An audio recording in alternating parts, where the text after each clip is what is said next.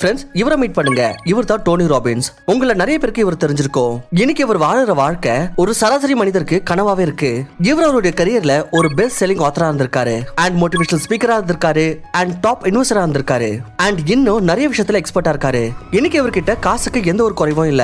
இவர் என்ன விரும்புறாரோ அதை வாங்க முடியும், எங்க போகணும்னு நினைக்கிறாரோ அங்க சுத்த முடியும். இப்போ ஒருவேளை இவருடைய பாராட்டுகளை கேட்டுட்டு சில பேருக்கு இது தோண ஆரம்பிச்சிருக்கும். வாய்ப்பு இருக்கு இவர் ஏதோ ஒரு ராயல் ஃபேமிலியில சேர்ந்தவரா இருக்கலாம். இவருடைய அம்மா அப்பா இவருக்கு முழு ஃப்ரீடமும் கொடுத்திருப்பாங்க. அதனால தான் இவர் இந்த எல்லா விஷயத்திலும் எக்ஸ்பர்ட் ஆயிருக்காரு, இவ்வளவு வெற்றி அடைஞ்சிருக்காரு. பட் நான் உங்ககிட்ட சொல்றேன், யாரா இந்த மாதிரி யோசிக்கிறீங்களோ அவங்க தவறா யோசிக்கிறாங்க. இவர் லைஃபோட ஸ்டார்டிங் ஃபேஸ் பத்தி அப்படி நீங்க தெரிஞ்சுக்கிட்டீங்கன்னா கண்டிப்பா நீங்க ஷாக் ஆயிடுவீங்க. அவர் பல செமினார்ஸ்ல மக்கள் கிட்ட சொல்லிட்டே இருக்காரு, எப்படி ஏன் குழந்தை பருவம் கடந்து போச்சோ, நான் காட் கிட்ட ப்ரே பண்ணிக்கிறேன், இந்த மாதிரி ஒரு குழந்தை பருவம் காட் வேற யாருக்குமே கொடுக்க கூடாது. ஏன்னா அவருடைய முழு குழந்தை பருவமும் நிறைய பிரச்சனைகளாலேயே நடந்திருந்தது. அவருக்கு 7 வயசு இருக்கிறப்போ அப்ப அவருடைய பேரண்ட்ஸ்க்கு டைவர்ஸ் ஆயிடுச்சு. அவங்க அப்பா போனதுனால இவர் அவங்க அம்மாவுடன் முற்றிலும் தனிமையாயிட்டாரு. டைவர்ஸ்னால அவங்களுடைய அம்மாவும் டிப்ரெஷன் ஆயிட்டாங்க. அண்ட் அந்த டிப்ரெஷனை கம்மி பண்றதுக்கு அவங்க பார்ட்டிக்கு போக ஆரம்பிச்சாங்க. ஆரம்பத்துல வெறும் அவங்களுடைய சோகத்தை கம்மி பண்ண நாங்க போனாங்க. ஆனா தினமும் பல நாள் அங்க போக போக இப்ப ட்ரக்ஸும் எடுக்க ஆரம்பிச்சிட்டாங்க. இப்ப எப்பெல்லாம் அவங்க வீட்டுக்கு வருவாங்களோ டோனி எதிர்க்க பாக்குறப்போ அப்ப அவங்க எந்த ஒரு காரணம் இல்லாமலே அவரை அடிக்க ஆரம்பிச்சாங்க. பல நாட்களுக்கு இது இதே மாதிரி நடந்துட்டு இருந்தது. ஆனா ஒரு நாள் டோனியால தாங்க முடியல அண்ட் அவர் வீட்டை விட்டு ஓடிட்டாரு. ஆனா பிரச்சனை இப்ப அவருக்கு என்னன்னா, அவர்கிட்ட தங்கறதுக்கு இன்னொரு வீடும் இல்ல, சாப்பிடறதுக்கோ எந்த ஒரு காசும் இல்ல. டோனி ஒரு சிட்டிக்கு போனாரு அண்ட் அங்க வேலை தேட ஆரம்பிச்சாரு. ஆனா டிகிரி அவர்கிட்ட இல்லாத காரணத்தினால யாருமே அவருக்கு வேலை கொடுக்க விரும்பல. டோனிக்கு வேற வழியே இல்லாதனால அவர் ஒரு சின்ன வேலைக்கு சேர வேண்டியதா இருந்தது. இந்த வேலை ஒரு ரெஸ்டாரண்ட்ல செக்யூரிட்டி கார்டுக்கான வேலை. அங்க அவர் வர போறவங்களுக்கு கிரீட் பண்ணணும். டோனி அவருடைய கரண்ட் சிச்சுவேஷன் குறித்து ரொம்பவே கவலையா இருந்தாரு. ஆனா எந்த ஒரு மென்டர் கைடன்ஸ் இல்லாத காரணத்தினால அவருக்கு புரியவே இல்ல இப்ப அவர் என்ன செய்யணும்னு. அப்ப அவர் யோசிச்சாரு, ஏன் ரெஸ்டாரண்டோடைய முதலாளி கிட்டே பேசக்கூடாதுன்னு. வாய்ப்பு இருக்கு இவரே எதனா ஒரு அட்வைஸ் கொடுக்கலாம். இதை யோசிச்சுக்கிட்டு அவர் நேரா முதலாளி கிட்ட போயிட்டாரு. இவர் அவருக்கு அவரோட மொத்த ஸ்டோரியை சொன்னாரு அண்ட் இதையும் சொல்றாரு, நான் ரொம்ப கவலையா இருக்கேன். காட்கான வேலையை செஞ்சு நான் தங்கறதுக்கான செலவு அண்ட் சாப்பாடுக்கான செலவு தான் பாத்துக்க முடியுது. இதை விட வேற எந்த ஒரு லாபமும் கிடைக்கல எனக்கு இங்க. அண்ட் என்னால எந்த ஒரு காசும் சேர்க்க முடிய மாட்டேங்குது. டோனியோட வார்த்தைகளை கேட்டுட்டு ரெஸ்டாரண்டோட முதலாளி அவரை ஜிம் ரானை சந்திக்க சொல்றாரு. அவர் சொல்றாரு, ஒரு எக்ஸ்பர்ட் அட்வைஸ் இருக்காரு ஜிம் ரான்ன்ற பேர்ல. இவர் பொதுவா வெவ்வேறு இடத்துல செமினார்ஸ் எடுக்கத நீ பார்க்கலாம். என்ன பொறுத்த வரைக்கும் இந்த அட்வைஸ் நீ அவர்கிட்ட வாங்கணும். அந்த சமயத்துல ஜிம் ரானோட செமினாரோட என்ட்ரி $35 இருந்தது. ஆனா $40 டோனியோட முழு ஒரு வாரத்தோட சம்பளம். சோ போகிறதுக்கான முடிவெடுக்கிறது அவருக்கு ரொம்பவே கஷ்டமா இருந்தது. ஆனா பிறகும் அவர் செமினாருக்கு போனாரு. அங்க போய் அவர் ஜிம் கிட்ட இருந்து நிறைய வேல்யூபிளான விஷயங்களை கத்துக்கிட்டாரு. நீங்க பாத்தீங்கன்னா இந்த செமினார்ல டோனி பணத்தை பாக்குற அவருடைய கண்ணோட்டமே மாறிடுச்சு. செமினார் முடிஞ்சதுமே இவர் முடிவெடுத்தாரு, இவரை தான் என்னோட மென்டர் ஆக்கி போறேன்னு. இவர் ஜிம் ரான் கிட்ட போனாரு அண்ட் அவர்கிட்ட ரொம்ப ரிக்வெஸ்ட் பண்ணாரு, என்னையும் உங்ககிட்ட வேலைக்கு வச்சுக்கோங்கன்னு. ரொம்ப ஒரு பின்னாடி போய் கெஞ்சின பிறகு அவர் ஃபைனலி ஒத்துக்கிட்டாரு. அவர் வந்து டோனிய அவருடைய ஹெல்ப்பர் ஆக்கிட்டாரு. அண்ட் எந்த செமினாருக்கு அவர் போனாரோ அவர் டோனியும் கூட கூட்டிட்டு போனாரு. ஜிம் கூட வேலை செய்யறப்போ அவர் நிறைய கத்துக்கிட்டாரு. அவர் வந்து ஃபைனான்சியல் எஜுகேஷன் பெற்றாரு, ஹியூமன் பிஹேவியரும் புரிஞ்சுக்கிட்டாரு. அண்ட் இந்த எல்லா விஷயத்தோட எக்ஸ்பீரியன்ஸ் எடுத்த பிறகு அவரும் தனியா செமினார்ஸ் எடுக்க ஆரம்பிச்சாரு.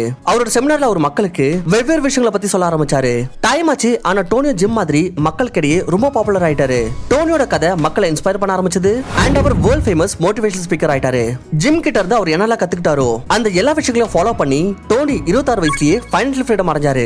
ஆனா இது பாத்தீங்கன்னா வெறும் ஆரம்பம் தான். அவரோட ஜர்னில இருந்து அண்ட் உலகத்தோட சில financial expert like Warren Buffett, Ray Dalio கிட்ட பர்சனலி அவங்க கிட்ட பேசி நிறைய லெசன்ஸ் கத்துக்கிட்டாரு. அண்ட் இப்ப வரைக்கும் டாப் 1% ஆட்கள் கிட்ட இருந்து அவர் என்னெல்லாம் கத்துக்கிட்டாரோ அவர் அந்த லெசன்ஸ் எல்லாம் ஒரு புக் மூலமா மக்கள் கிட்ட கொண்டு சேர்க்கணும்னு நினைச்சாரு. 4 வருஷம் ரிசர்ச் பிறகு டோனி வந்து மணி மாஸ்டர் த கேம்ன்ற பேர்ல ஒரு புக் எழுதினாரு. இதோட முதல் வருஷத்திலேயே 1 மில்லியன் காப்பீஸ் வித்துருச்சு. ஏன்னா இந்த புக்ல இவர் அவருடைய எக்ஸ்பீரியன்ஸ் பிளஸ் இன்டர்வியூஸோட பேஸ்ல இந்த மாதிரி பல லைஃப் லெசன்ஸ் ஷேர் பண்ணிருக்காரு. இது ஒவ்வொரு மனிதருக்கும் வேல்யூபிளானது. அதாவது இந்த புக் எந்த மாதிரி எழுதப்பட்டிருக்குன்னா, இத பணக்காரோ இல்ல ஏழையோ யாருனாலும் இந்த புக்கை படிச்சு ஃபைனான்சியலி இதுல இருந்து நிறைய விஷயம் கத்துக்கலாம். இன்னைக்கு வீடியோ இந்த புக்கை பத்தி தான். இன்னைக்கு நான் இந்த புக்ல இருந்து இந்த மாதிரி சில ஃபைனான்சியல் லெசன்ஸ் உங்களுக்கு தர போறேன். இது வெறும் உங்களை பாவர்ட்டில இருந்து வெளியேற்றுறதுக்கு மட்டும் உதவி செய்ய போறது இல்ல, கூடவே ஹெல்ப் பண்ணும் உங்களை ஃபைனான்சியலி ஸ்டேபிள் ஆகுவோம். So let's begin. Step 1, welcome to the jungle. நினைச்சுக்கோங்க, காலையில உங்க கண்கள் திறந்ததுமே நீங்க ஒரு காட்டுல மாட்டிட்டு இருக்கீங்க. சோ இந்த சிச்சுவேஷன்ல நீங்க எவ்வளவு நாட்களுக்கு எப்படி சர்வை பண்ணுவீங்க? ஏன்னா இந்த மாதிரியான இடத்துல அபாயம் உங்களுடைய நாலா பக்கமும் இருக்கும். எந்த ஒரு மிருகமோ எப்பனால வந்து உங்களை அட்டாக் பண்ணலாம். அண்ட் உங்களுடைய ஒரு தவறான மூவ்னால உங்களுடைய உயிரை கூட இழக்க கூடலாம். வெல் இதே போல நீங்க அதிகமான காசு சம்பாதிக்க ஆரம்பிக்கிறப்போ இல்ல ஃபைனான்சியல் ஃப்ரீடம் வழியில போக ஆரம்பிக்கிறப்போ அப்ப உங்க அக்க பக்கம் இந்த மாதிரி ஆட்களால கூட்டம் சேர ஆரம்பிக்கும். இவங்க உங்களுக்கு தெரியாமலே உங்களோட காசை பறிக்கணும்னு அலைஞ்சிட்டு இருப்பாங்க. இந்த ஆட்கள் எவ்வளவு கிளீனா உங்களை மேனிபுலேட் பண்ணுவாங்கன்னா உங்களோட கையில இருந்து உங்களோட காசை இழந்த பிறகு உங்களுக்கு புரிய வராது நீங்க காசை எங்க செலவு பண்ணிருக்கீங்கன்னு. நான் இதை இன்னும் சிம்பிளா உங்களுக்கு சொல்லணும்னா, உங்களுக்கு தெரியும் அக்டோபர் நவம்பர் மாசத்துல நிறைய ஆஃபர்ஸ் வரும். திவாலி ஆஃபர் இல்ல துர்கா பூஜா ஆஃபர். இந்த சமயத்துல பெரிய companies like Flipkart and Amazon offers கொடுப்பாங்க. இதுல பிக் பில்லியன் டேஸ். இந்த சேலுக்கு நம்மள எவ்வளவு பேர் வெயிட் பண்ணுவோம். அண்ட் இது வந்ததுமே நம்ம ஒவ்வொரு பொருட்களையும் வாங்கணும்னு விரும்புவோம். எதெல்லாம் ரொம்ப மலிவான விலையில கிடைக்குதோ.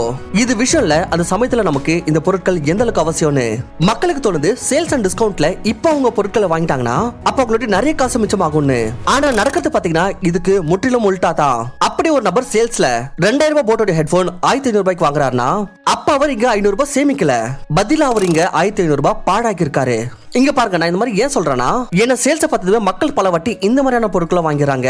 பார்த்தா அது உண்மையில உங்களுக்கு யூஸ் இருக்காது. நீங்க கொஞ்சம் கவனமா யோசிச்சு பாத்தீங்கன்னா உங்களுக்கு ரியலைஸ் ஆகும். இந்த சேல்ஸ் டிஸ்கவுண்ட் கேம் இருக்குல்ல, இதுல நமக்கு தோணலாம் நமக்கு தான் லாபம் ஏற்படுதுன்னு. ஆனா மலிவா வித்த பிறகு அதிகமான லாபம் அந்த கம்பெனிஸ் தான் ஏற்படுது.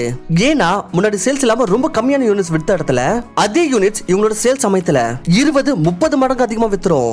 அண்ட் இங்க விஷயம் வெறும் ஆன்லைன் ஷாப்பிங் பத்தி மட்டும் இல்ல. பதிலா credit card companies, life coaches, business mentor, ஒவ்வொரு மூணாவது நபரும் உங்களோட காசை பறிக்கணும்னு வெயிட் பண்ணிட்டு இருக்காங்க. இந்த ஆட்கள் காமிச்சுக்கலாம் உங்களுக்கு உதவி செய்யற மாதிரி. ஆனா உண்மையிலே அவங்களோட கம்பெனிஸ் அவங்களுக்கு தான் நன்மை செஞ்சுக்கிறாங்க.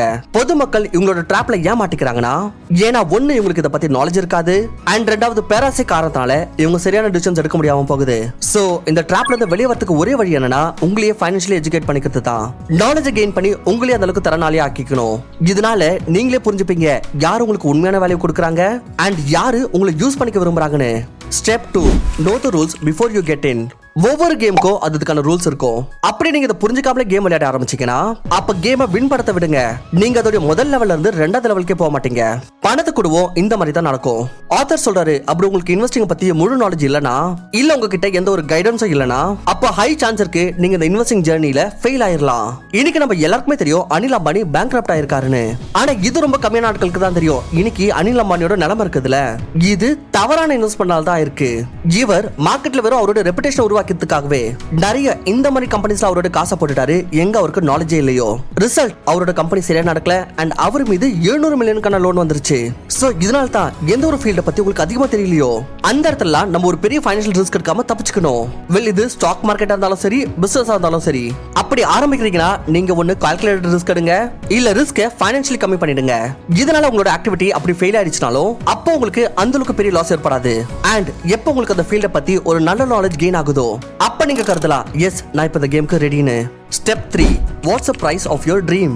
ஒரு வாட்டி டோனி செமினார் கண்டக்ட் பண்ணிட்டு இருந்தப்போ அப்ப அவர் அங்க உட்கார்ந்துட்டு இருந்த ஆட்கள் கிட்ட கேட்டாரு, ஓகே எனக்கு நீங்க இது சொல்லுங்க, அப்படி உங்களுக்கு ஃபைனான்ஷியல் ஃப்ரீடம் தேவைனா அப்போ உங்களுக்கு பிரகாரம் எவ்வளவு அமௌண்ட் உங்ககிட்ட இருக்கணும்.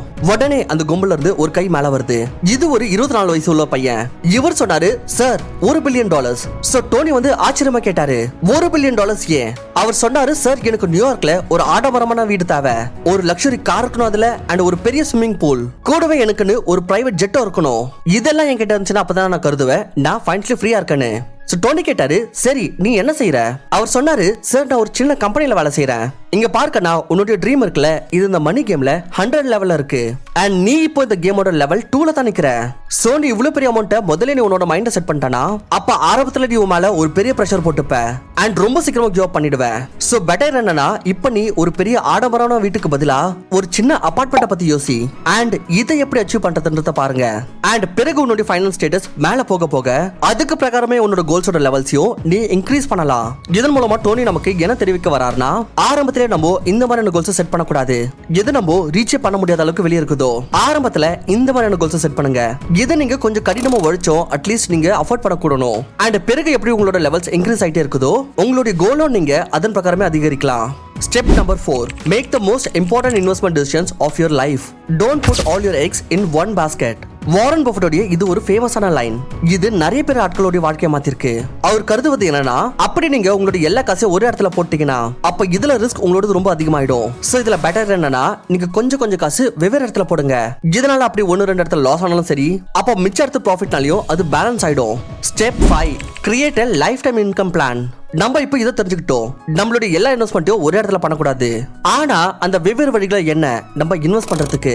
சோ இதுக்காக டானி வந்து ரெட் டாலியோட ஹெல்ப்புடன் ஒரு முழு இன்வெஸ்ட்மெண்ட் பிளான் உருவாக்கி இருக்காரு. இது எந்த மாதிரியான ஆட்களுக்குன்னா, யாரெல்லாம் லாங் டேர்ம்ல ஒரு நல்ல ரிட்டர்ன்ஸ் அடையணும்னு விரும்புறாங்களோ இதுல நீங்க உங்க டோட்டல் இன்வெஸ்ட்மெண்ட் 30% ஸ்டாக்ல போடணும், 15% ஷார்ட் டர்ம் பர்ன்ஸ்ல, 40% லாங் டர்ம் பாண்ட்ஸ்ல, 7.5% கமாடிட்டிஸ்ல அண்ட் 7.5% கோல்ட்ல. இதுல நீங்க கிட்டத்தட்ட எல்லாத்தையும் கவர் பண்ணிடுறீங்க. இது நீங்க லாஸ் ஆகிறதுக்கான சான்ஸை ரொம்பவே மினிமைஸ் பண்ணிடும். பட் இங்க பாருங்களேன், அப்படி உங்களுக்கு ஸ்டாக் பத்தி தெரியலனா அப்போ என்னோட சஜஷன் என்னன்னா பெட்டர் நீங்க இண்டெக்ஸ் ஃபண்ட்ல இன்வெஸ்ட் பண்ணுங்க. பட் அதுக்கு முன்னாடி உங்களுக்கு இன்வெஸ்ட் பண்றதுக்கு ஃபர்ஸ்ட் உங்களுக்கு ஒரு டிமேட் அக்கவுண்ட் தேவை. நீங்க ஃப்ரீயாவே உங்களோட டிமேட் அக்கவுண்ட் ஓபன் பண்ணனும் விரும்புனீங்கன்னா நான் உங்களுக்கு டிஸ்கிரிப்ஷன்ல லிங்க் கொடுத்திருக்கேன். அதை கிளிக் பண்ணி இப்பவே உங்களோட டிமேட் அக்கவுண்ட் ஓபன் பண்ணி உங்களோட இன்வெஸ்டிங் ஜர்னியை ஃப்ரீயா ஸ்டார்ட் பண்ணுங்க. Step number 6, invest like 0.0001%. ஒரு சராசரி நபர் அண்ட் இன்வெஸ்டருக்கு வெறும் அவங்களுடைய மைண்ட் செட் மட்டும் வித்தியாசமா இருக்காது, மாறாக அவங்க காசு செலவு பண்ற விஷயத்திலயும் பாத்தீங்கன்னா ஒரு ரொம்ப பெரிய கேப் தெரியும்.